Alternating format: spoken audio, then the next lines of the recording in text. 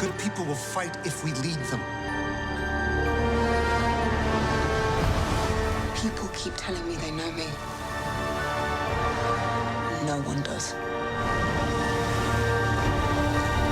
But I do. E é sempre bom pegar aí o momento das listas de fim de ano, não para escolher quem é melhor que quem, mas justamente para repassar aí o ano. Wake up, baby, it's getting late now. Feels so hard like I always do.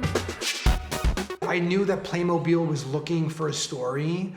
My kids like Playmobil, so I put everything together and we made the movie. Como consegue comer numa hora dessa?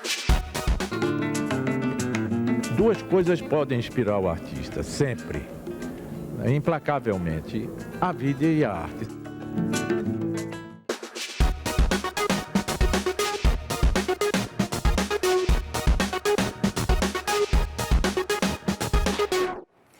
Olá, boa noite, Metrópolis no ar. Com mais de 17 anos de carreira nos estúdios de animação da Disney, o americano Lino Di Salvo participou de equipes envolvidas em produções premiadas como Frozen, Enrolados e Bolt Supercão. Hoje estreia no Brasil o primeiro longa dele como diretor, Playmobil, o filme. A história da vida dos bonecos criados na Europa nos anos 70 e que ganharam o mundo. O que tá rolando nesse lugar maluco? Neste mundo, nada é o que parece. So I've heard that your house is full of Playmobil, right? So it's something that belongs to your childhood. Right. So why Playmobil now in a film? It's a good question. So I'm Italian American. My parents immigrated from Italy to New York in the 70s. So every summer we would go back to Italy. I was born in New York, and that's where I actually found Playmobil as a kid. Well, my cousins in Italy had them. I'm like, oh, this is a cool little toy. So I had a bunch as a child. My mother saves everything. Me ajuda a encontrar o Charlie? Alguém levou ele. My son is 6, my daughter's 3. We live between Los Angeles and Montreal, and they got into Playmobil too. So as a filmmaker, listen, if you can make a movie about something that your family likes, then why not? What's the concept behind this animation? I always love the idea. Basically, when you find your toys from your childhood, when you find that thing that you played with when you were a little kid, it transports you, right? Like you think, oh my God, remember, oh, how we used to play with this. So I love that idea, and I feel it's very universal. Yeah. So I thought, wouldn't it be fun is if you found your old toy and then magically you became that toy and you had to think like you did as a child to get out of the problem that you're in. Vou salvar você, maninho! Ani! Como consegue comer numa hora dessas? Speaking of the animation, can you tell a bit about the transition to the real characters to the animation? So a lot of fairy tales, a lot of them open up with the fairy tale book, right? Once upon a time. It didn't feel right for our movie. So what I wanted to do is, because they are characters turning into toys, I wanted to put live action in the beginning and live action at the end. So it felt like it was bookending the movie, like a fairy tale. We were gonna do it hand-drawn at first and then become CG characters, but it didn't feel like it was the most contrasty thing. So the live action to animation becoming the toy made a lot of sense to us. Voz? O que isso quer dizer? What's the difference, for example, from Frozen to Playmobil in terms of animation? Well, budget. Right. As an animator, you always want to be truthful to the material, right? So Playmobil, their legs are connected. They don't even have independent legs, and their arms don't bend. But because this is a movie where humans are magically being pulled through the portal, through the lighthouse, and they become toys, we did Playmobil plus 20% magic. We can bring back the culture of playing with the Playmobil. Who knows? A whole new generation gets to find the toy. Tá legal, Charlie. gente consegue. E agora mais estreias nos cinemas. Vamos falar de Star Wars, claro. É bom o filme ou não? Daqui a pouco eu vou dizer para vocês. Primeiro nós vamos falar sobre um filme que se chama O Paraíso Deve Ser Aqui, que é uma comédia dramática dirigida pelo palestino Elias Suleiman, que inclusive esteve aqui na Mostra Internacional de Cinema deste ano. Ele interpreta ele mesmo, ou seja, ele é diretor e é ator do filme. Ele deixa a Palestina, viajando pelo mundo, tentando descobrir um mundo talvez melhor que a Palestina. Aí ele passa por Nova York, passa por Paris e ele descobre o quê? Os mesmos problemas que ele tem na Palestina, ou seja, problema de racismo, polícia, de imigração. É isso, né? Vamos ver.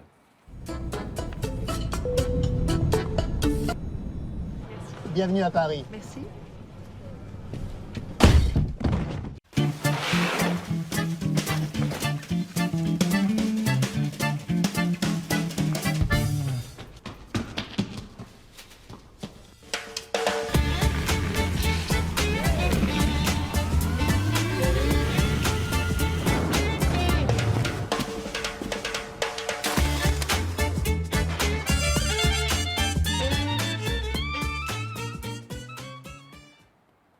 Pois é, quem viu O Tempo que Resta, que também é do Suleiman de 2009, já está acostumado com esse humor dele, um humor meio físico, né? Meio corporal. Ele lembra um pouco Buster Keaton e o Jacques Tati. É bem legal, é bem interessante. Esse filme recebeu a menção especial do júri no Festival de Cannes e foi indicado da Palestina à categoria de filme internacional para o Oscar. E agora nós vamos com A Batalha das Correntes, que é um drama histórico, biográfico, se passa no século XIX, com a briga entre o Thomas Edison, que é o papel do Benedict Cumberbatch, e o George Westinghouse, que é vivido pelo Michael Shannon. E eles brigam aí sobre como deveria ser distribuída a eletricidade. Thomas Edison defendia a corrente contínua e o Westinghouse a corrente alternada. E o que vemos? Um embate de egos com muita sujeira nos bastidores. E agora, um outro drama que vem de um país longínquo, da Geórgia, aquele país que pertenceu à União Soviética, se chama E Então Nós Dançamos. Este filme mostra Merab, que é um bailarino que dança desde muito jovem numa consagrada companhia de dança. O mundo dele vira de cabeça para baixo quando chega um novo bailarino na companhia que se torna o seu principal rival e também um amor secreto. É um filme de autodescoberta, de amor e preconceito e também de superação. Foi indicado da Suécia para o Oscar de Filme Internacional 2019 e foi exibido na quinzena de diretores do Festival de Cannes 2019. E agora sim, Star Wars, exatamente, Star Wars, A Ascensão Skywalker, direção do J.J. Abrams, que eu tive a oportunidade de entrevistar, vocês viram aqui no Metrópolis. Ele dirigiu também desta nova trilogia O Despertar da Força, em 2015. É o 9º episódio, encerra a saga aí que foi começada, não cronologicamente, mas começou lá em 1977 pelo George Lucas. Naquela galáxia muito, muito distante, nós vemos agora no nosso novo filme aí a volta de um personagem que a gente não esperava, que é o Imperador Palpatine, que a gente pensava que tinha morrido lá no episódio 6, pois ele reaparece mais poderoso do que nunca. E a nossa garota coletora de lixo, a Rey, continua sendo a principal esperança, vamos dizer assim, dos Jedi e da Resistência. Mas ela tem uma forte ligação lá com o lado sombrio da Força, com o Kylo Ren. De que lado, afinal, ela está? Vamos ver. Long have I waited. And now you're coming together.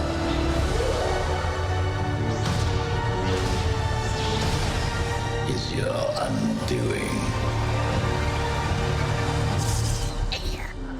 What are you doing there, 3PO? Taking one last look, sir. At my friends.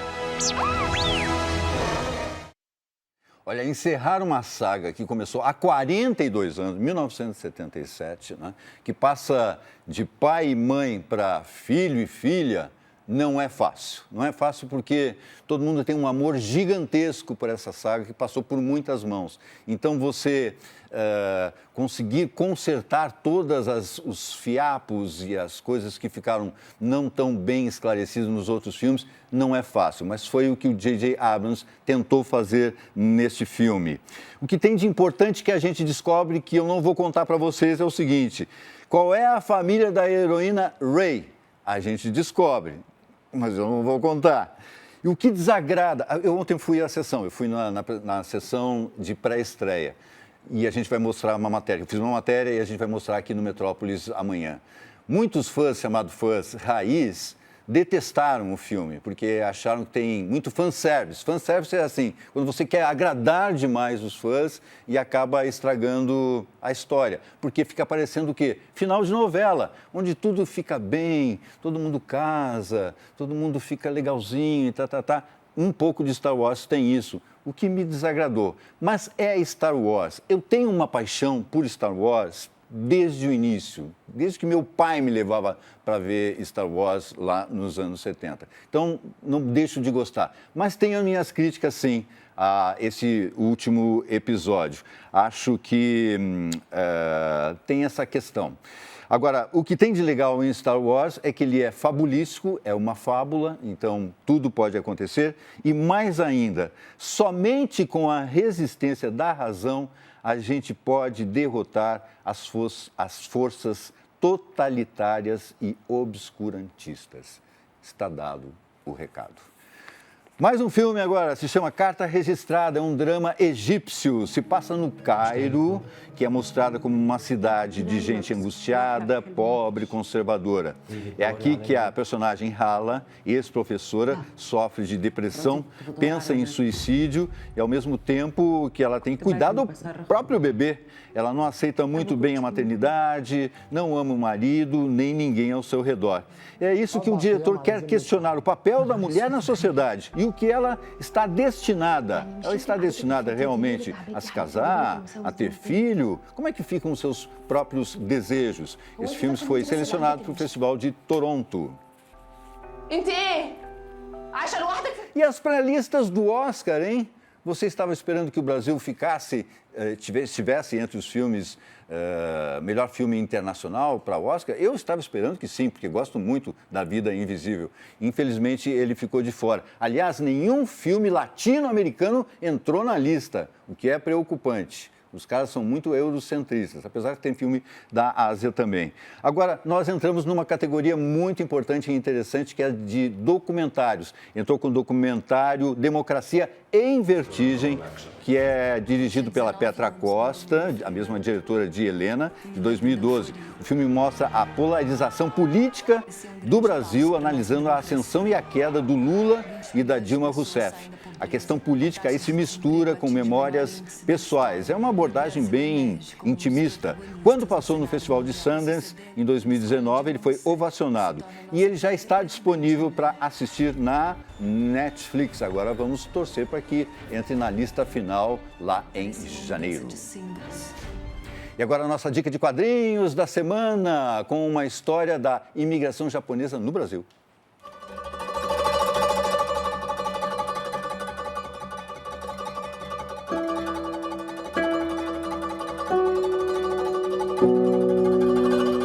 No Japão pós-Segunda Guerra, os Fukudas tinham que lutar pela vida e não era fácil. Quando conseguiam pescar ou plantar alguma coisa, vinham os furacões e destruíam tudo. Decidiram então vir para o Brasil, trazendo os filhos para começar tudo de novo. Essa é a história de uma família de imigrantes, como tantas outras que chegaram ao país nos últimos 2 séculos. As dificuldades de adaptação para conseguir crescer em uma terra estranha e, ao mesmo tempo, as alegrias e tragédias da vida. Está tudo aqui, na bela narrativa do roteirista Yuri Andrei e do desenhista Marcelo Costa. Fuji e Mikito é um lançamento da editora Mino.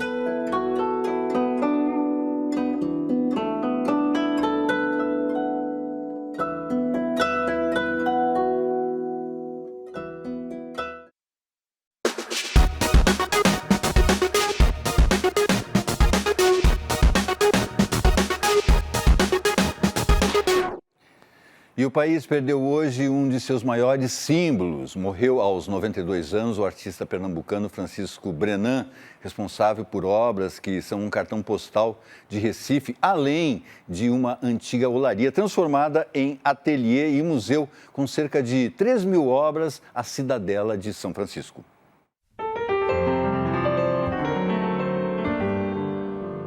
Francisco de Paula Coimbra de Almeida Brenan iniciou a formação artística em 1942.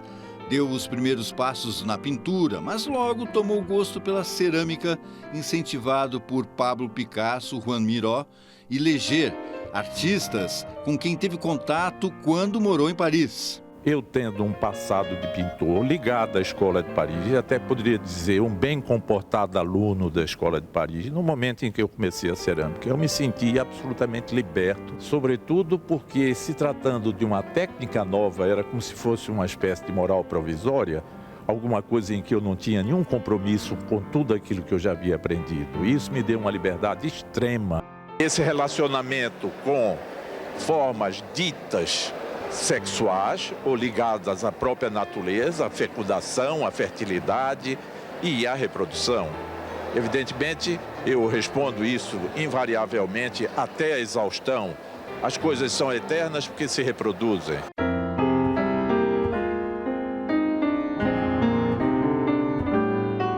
Ceramista, escultor, pintor, tapeceiro. Brenan precisava de espaço para fazer arte. Em 1971, decidiu transformar a velha olaria do pai em um ateliê. Qual a lembrança mais forte que você tem da sua infância? É exatamente essa desse local onde eu nasci. Aqui, eu e todos os meus irmãos. Que é a história desse lugar? É a história desse lugar. Eles também tinham a mesma sensação diante desse local, que era um ambiente penubroso, escuro e misterioso. A oficina de cerâmica Francisco Brenan se transformou num ponto turístico em Recife. Alguém já teve alguma reação de repulsa ao teu trabalho, Brenan? A sobrinha dirigiu-se ao departamento de vendas e a velha senhora, segundo contou depois a sobrinha, entrou na primeira sala e saiu correndo esbaforida, aterrorizada, dizendo que isso aqui era um museu de horrores, que eu era totalmente imoral e que isso, na realidade, era uma carnificina e que ela jamais voltaria aqui. Essa velhinha que ficou horrorizada, ela tinha alguma razão? Mas muitas razões, essa velhinha foi um dos grandes críticos de arte que eu já tive, até hoje o maior crítico de arte, que realmente descobriu o que é que estava acontecendo aqui. Eu acho que eu tenho obrigações, eu tenho deveres, eu tenho que fazer alguma coisa em relação à vida, uma demonstração a respeito dos meus pensamentos, que não podem ser adiados. Duas coisas podem inspirar o artista, sempre, implacavelmente, a vida e a arte.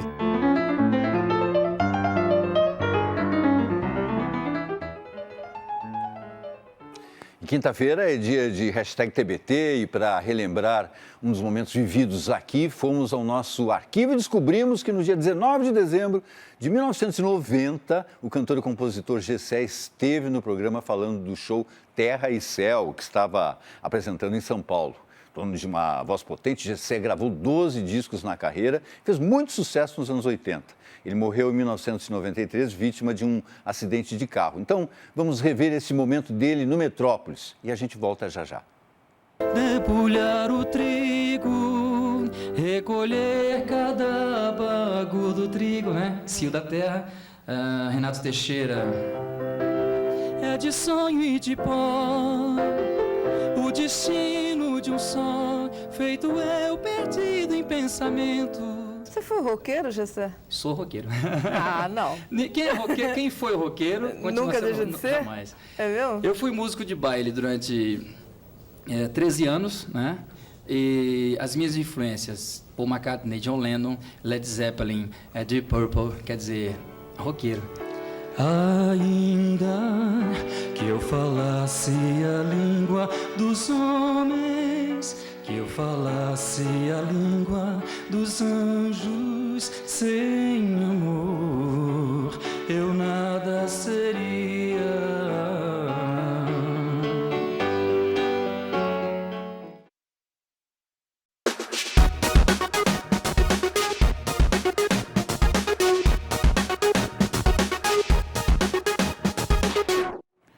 E o Metrópolis continua a lista dos músicos que se destacaram em 2019. Ontem, o colunista Alexandre Matias falou dos álbuns nacionais do ano. Hoje é a vez dos internacionais. No exterior também tivemos grandes discos sendo lançados. A gente teve o disco do Hot Chip, o disco da Lana Del Rey, o disco do Tyler, The Creator, o disco do Nick Cave. Mas eu vou destacar outros 3 discos também fora do radar que merecem uma atenção dedicada. Wake up, baby, it's getting late now.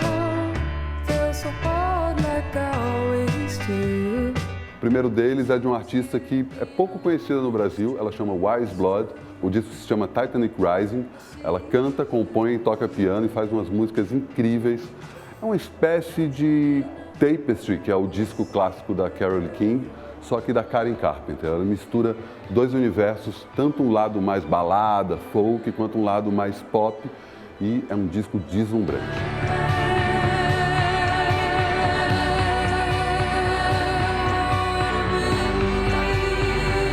Outro disco que estava sendo bastante esperado esse ano, o disco da cantora norte-americana Angel Olsen. Ela lançou All Mirrors também, que é outro disco deslumbrante, um pouco mais pesado, um pouco mais orquestrado que os discos anteriores, um disco mais épico, e ela consegue segurar a onda, tanto em termos de produção, quanto em termos de composição, letra. É um disco incrível.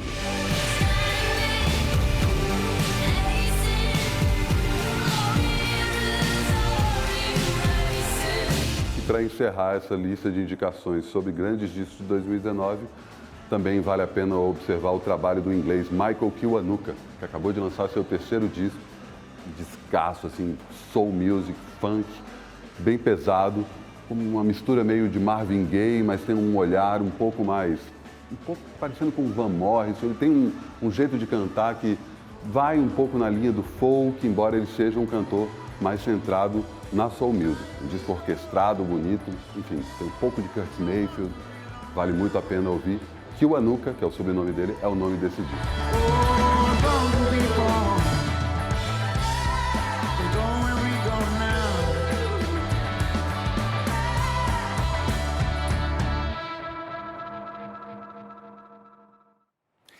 E a gente encerra então Metrópolis com obras de Francisco Brenan. Tchau, até amanhã, obrigado pela companhia. A gente volta às 7h15 da noite.